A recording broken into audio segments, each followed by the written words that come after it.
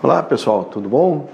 Voltamos às nossas aulas depois de um bom tempo, certo? Então vamos começar a dar aula sobre a alta energia, apometria em alta energia.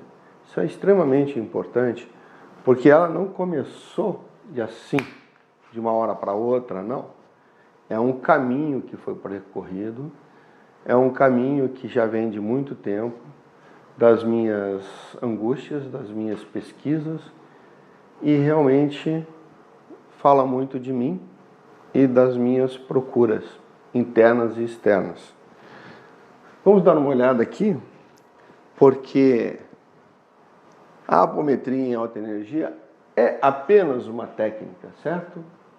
De tratamento de entidades encarnadas e desencarnadas, ou seja, por entidade encarnada, a gente vai dizer parte encarnada de uma alma ou ponta encarnada de um espírito, certo? Então é super importante porque também somos uma entidade, também somos um espírito, apesar de estar aqui neste invólucro de carne, certo? Mas as nossas... tudo que eu vi, por tudo que eu senti, um espírito desencarnado ou um espírito encarnado, eles têm o mesmo problema, têm as mesmas ansiedades, somos nós, só sem carne. Tá? Certo? Então vamos ver aqui. Esta modalidade de apometria foi desenvolvida pela procura obcecada de seu criador, no caso eu, certo? Por causa de suas dores. E isso aí é um importante. Porque isso aqui, ó, isso aqui é muito importante. Eu nasci muito doente, continuei doente a infância toda e não tinha força, tá? Eu vivia sempre prostrado em cima de uma cama, numa poltrona, qualquer coisa. Dificilmente eu saía para brincar, certo? Isso lá nos anos 60, início dos anos 70.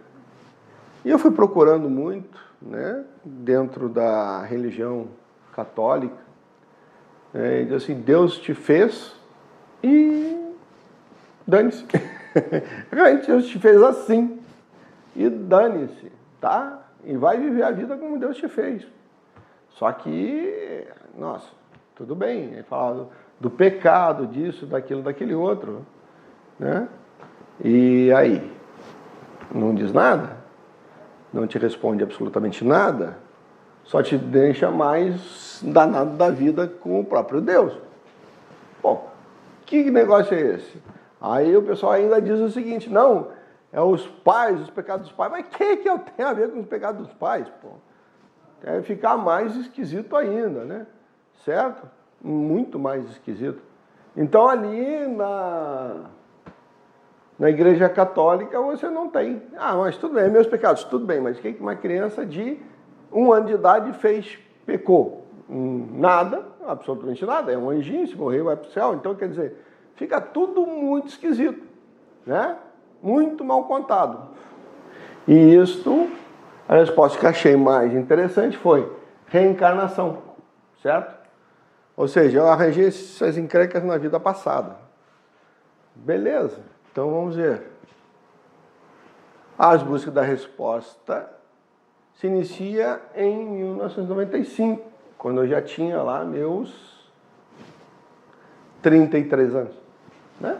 Sou de 62, 95, 33. Né? Idade de Cristo, engraçado. Né? Frequentando as reuniões espíritas e principalmente lá naquelas reuniões espíritas, o pessoal começou a ler o livro, né, durante várias sessões. Os caras foram contando as histórias de Nosso Lar. Certo? Nosso Lar, escrito por André Luiz, psicografado por Chico Xavier. E aí achei, que legal, cara. Isso aqui tem coisa bacana. E eu me apaixonei pelo livro. Me apaixonei e fui começando a ler os livros todos do André Luiz. E ali realmente eu achei um tesouro, na verdade um tesouro, tá? Então comecei a entender como é que o pessoal lá no plano espiritual pensava sobre as coisas que estavam acontecendo na Terra. Espiritual superior. Quer dizer, nosso lar não é ainda astral superior, é umbral superior, né? Lá em cima. Então esse que é o grande problema. Eu achei interessante como é que eles pensavam e como é que eles encararam o que a gente estava enfrentando aqui. E aí eu comecei a pensar, pá, mas o que eu fiz para merecer tudo isso? Porque os caras encaram tudo muito mole lá em cima. Vem aqui para baixo para ver como é que... lá em cima é tranquilo. Lá em nosso lar tudo funciona bem, todo mundo se ama, todo mundo se quer, todo mundo se ajuda. Mas aqui todo mundo se odeia, todo mundo se atrapalha, todo mundo quer, né? O Abreu primeiro meu e depois o resto se dane, eu não quero nem saber, então é egoísmo só. Bom, a diferença entre nosso lar e o que a gente vive aqui, né, certo? É muito grande, certo? Extremamente grande. Então, como é que o cara faz um negócio lá e vem aqui e toma na tarrasqueta? É claro. Como é que pode ser isso? Não pode, né? Então, eu comecei a entender, né, os umbrais inferiores, aquelas coisas todas, né, o que eles faziam para dar uma ajuda para a gente. Eu comecei a entender muita coisa, né? E realmente é um problema sério. Então eu me perguntava assim, o que eu fiz para merecer essa enfermidade? E já era velho, já tantas porradas eu já tinha tomado na vida. Né? O que eu mereci, o que eu fiz lá atrás para merecer tudo isso? Né? Tudo bem que eu apanhe, mas não saber por que eu estou apanhando, aí já é demais para mim, pô. Demais, é demais. Só tô, pô, não, é karma. Beleza, é karma, beleza. Mas que karma é esse? O que eu fiz? O que eu andei fazendo? Né, para receber essa punição. Karma é punição, né? Ou dharma é oportunidade, karma é punição mesmo. Vai tomar banho mesmo, vai tomar na cabeça mesmo. Né? O que eu fiz? Aí, a única coisa que estava em moda na época, nessa 1990, 1995 e tal, é terapia de vida passada, acessar as coisas que tinham acontecido em outras vidas. Ora, joia! Assim eu vou saber o que eu fiz e por que eu estou tomando porrada aqui nessa vida. Pelo menos isso eu queria saber, certo? Pelo menos isso tinha que ser exposto. Eu tinha que descobrir. Só tomar porrada não adianta, né? O cara diz, não, eu não sei porque eu estou batendo, mas ele deve saber porque está apanhando. Eu não sabia nenhuma, nem outra. Certo? Então, lá nas terapias de vidas passadas, eu consegui responder várias perguntas, saber várias coisinhas que eu andei fazendo no passado, que não era assim grande coisa, né? E aqui é importante, tá? No final da sessão de terapias de vidas passadas, lá no finalzinho, o meu terapeuta, o Milton Menezes, na época, lá em 1998, ele pegava e chamava aquele personagem para conversar comigo. Aí eu conversava com ele. Comecei a descobrir, mas vem cá, terapias de vidas passadas não trabalha com lembrança? Como é que eu estou falando com a minha lembrança? Exatamente, eu falava como eu estou falando com vocês. Ele me falava, eu respondia e tal. Pô, o cara existia, era uma personalidade. Era eu, conversando comigo mesmo. Ele tinha uma outra aparência, não sei o quê, mas eu tinha me lembrado da vida que eu tinha vivido lá. Ora, pelo espiritismo clássico, o que eu vivi lá atrás é lembrança. Como é que eu vou falar com uma lembrança? Né? Como é que eu vou trocar ideias com uma lembrança? Né? E se só eu mesmo Tem mais essa, né? É eu vivendo lá atrás. Pois essa pergunta ficou na minha cabeça. Ó, grande ponto de interrogação.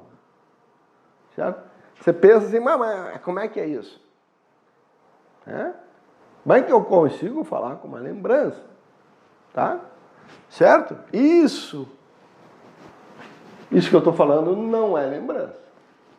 Desculpe. Eu estou falando com outro eu. Diferente de mim. Certo? Então, cuidado que isso aqui, ó. Eu descobri isso em 99, 98, 99, 2000, quando eu fiz as minhas primeiras TVPs, de 15 em 15 dias, 1h30, com o Dr. Milton Menezes, no Rio de Janeiro. Certo? E eu descobri, pô, isso aqui não é lembrança. Tá? Certo?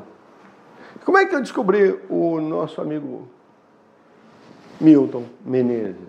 Através de um outro psicólogo, o Júlio, que agora eu não me lembro. Ele tinha lá um 98, início de 98, no final de 97, início de 98, eu frequentava essa reunião.